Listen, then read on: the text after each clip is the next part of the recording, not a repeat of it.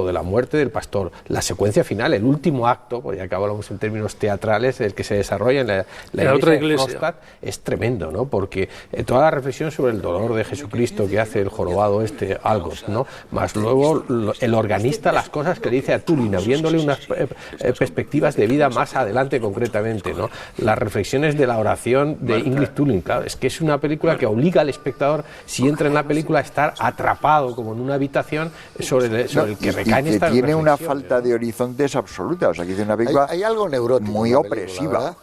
Hay algo neurótico en la absolutamente, película. sin una sola concesión. Tiene una sequedad. Tiene un tono, hay algo neurótico flotando en toda la película. Hay una cosa que es neurótico, es un neurótico, es el pastor.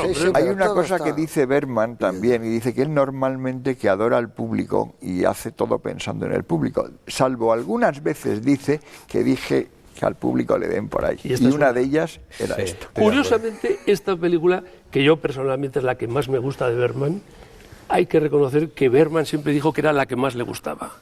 Luego yo no dejo de pensar que aquí consiguió acercarse en esa búsqueda de un quizá estilo porque sea más y lo encontró. El viaje del viejo profesor, a mí Fresas Salvajes me parece una maravilla, pero sobre todo creo que tiene una cosa que en su momento no se vio, y es el sueño del profesor. Yo creo que no se ha hecho en cine surrealista nada que se le acerque. El sueño de ese profesor es un prodigio, ni Fellini ni nada. Fanny Alexander es una obra maestra. Pero tú te acuerdas del sueño del viejo profesor, aquellos ataúdes, era impresionante. No, pero es una película mucho más vitalista y mucho más alegre. Pasan cosas tremendas, pero es una película, digamos, más renoiriana en algún sentido. Y menos mística. Y menos negativa, porque es que esta película no hay un rayo de luz salvo el de la propia luz. Esta película es que no deja títere con cabeza. Tú sabes lo único, esto es un chiste, que no le perdono yo a Como en un espejo. Lo único. ¿Como en un espejo o a esta? Como en un espejo, bueno. Que fue la anterior, que a mí me gusta mucho, que le quitó el Oscar a Plácido. Era la película que estaban juntas, y yo siempre digo, pues era mejor Plácido. No, fíjate, esa película tenía también terrible esta cosa del padre que es escritor y que está viendo la enfermedad de su hija para utilizarlo en la novela, cosa que probablemente la mayoría hacen, pero que normalmente no se dice. Es que incluso secuencias de transición, como por ejemplo el descubrimiento, cuando se acerca al descubrimiento del cadáver de Max von Sydow, es de una frialdad absoluta, es decir, frialdad que te acaba llamando la atención. Cuando se va a acercar Ingrid Tulin, la rechaza, que esté ahí presente, quédese quieto, apenas vemos el rostro de Sydow, está congelado absolutamente todo, incluso las secuencias de transición las regula con una intensidad, con un significado dentro de la película que no te permite ningún respiro. Aparte que si analizas esta película, no, en mi opinión, no es una película ni sobre el silencio de Dios, como se ha dicho, ni sobre el vacío de Dios, ni sobre la soledad. A mí me parece que esta película, a mí lo que me invita a reflexionar es sobre el amor. Sobre el amor. Es el amor. Pero el amor a todo, a las mujeres, a Dios, a la vida. A la vida es el amor y la tristeza absoluta del desamor.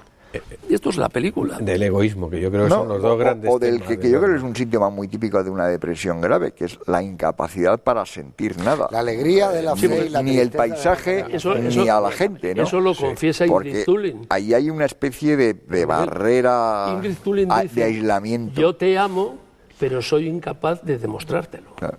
Y el otro no es capaz de sentirlo y le agobia. En recordar en Fresas Salvajes la para mí maravillosa secuencia del coche entre el matrimonio, ¿no? Las cosas que se dicen lloviendo, con niebla, etcétera. Aquí ese gusto por Bergman por contar las cosas dentro de los coches en una época de su vida, ¿no?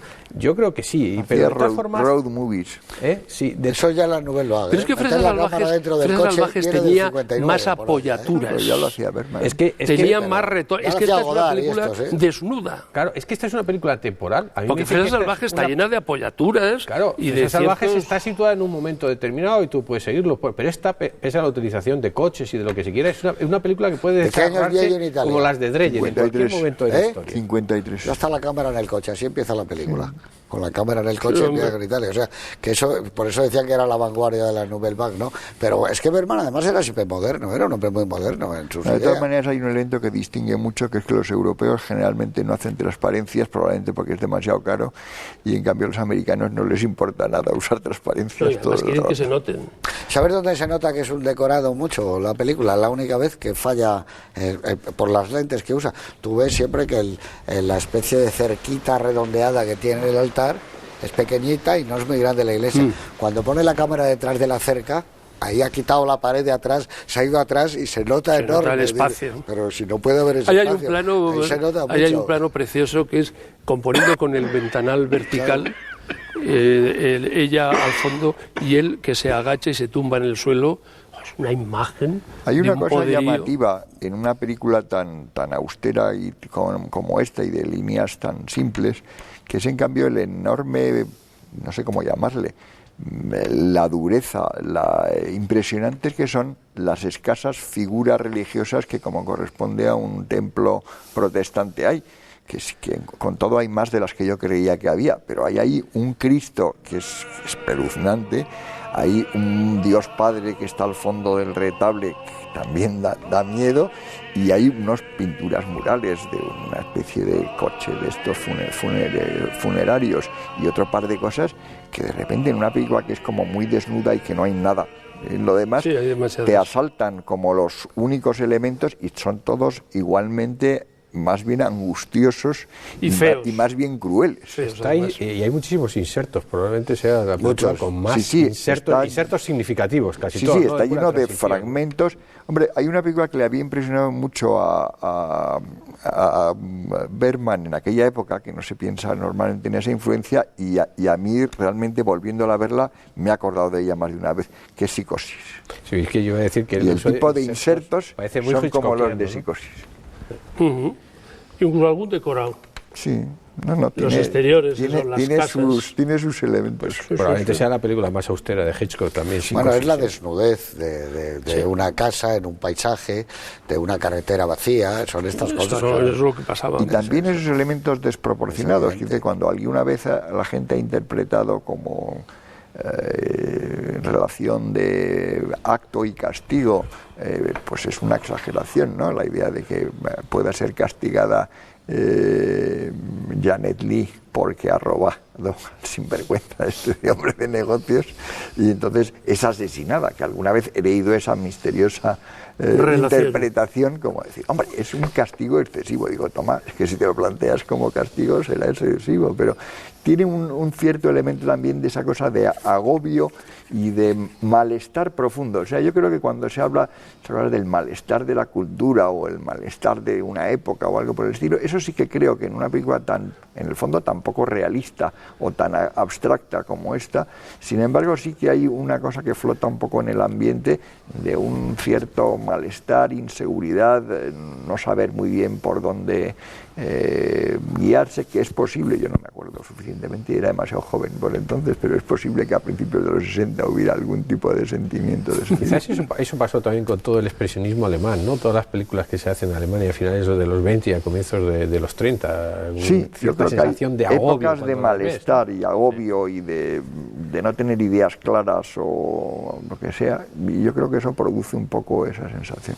Sí, pero no sé cómo decirte, es muy complicado trasladar eso. Estamos hablando aquí, para la gente, la Nouvelle Vague, Hitchcock, ese tipo de películas con Bergman, no. Una cosa es que haya coincidido, digamos, en el estilo, en la técnica, en la aproximación, haciendo unos insertos, pero es difícil de entender que Bergman utilice nada de Hitchcock. Yo creo que no pues yo le encuentro más de un punto de contacto, ¿eh? Yo también. La hora del lobo o Persona las encuentro. Bueno, La hora del lobo es una película de terror.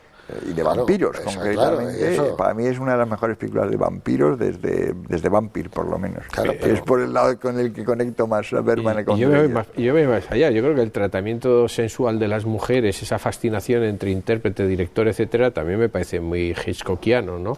Eso es el cine de vampiros. Y además, en la medida en que son obsesivos, también tienen más puntos en común. Ahora, yo solo no estoy de acuerdo uso del primer plano en decir que Ingrid Thulin en esta película está fea. Yo sí la encuentro... No está fea, no. A mí no me no parece, exactamente fea, a mí me pero parece está, de una belleza. Él quiere que esté fea. Pero no lo está. Claro, como por eso, desangelada. fíjate el Con maquillaje esas que lleva. facciones es muy difícil. Fíjate el maquillaje que llevan los ojos. Aunque lo pretende, esos ojos ¿eh? sin vida, hundidos, de alguien que necesita gafas y que cuando se las pone está le cambia la está, mirada. digamos, maltratada. Pero está... Pero es que es inútil.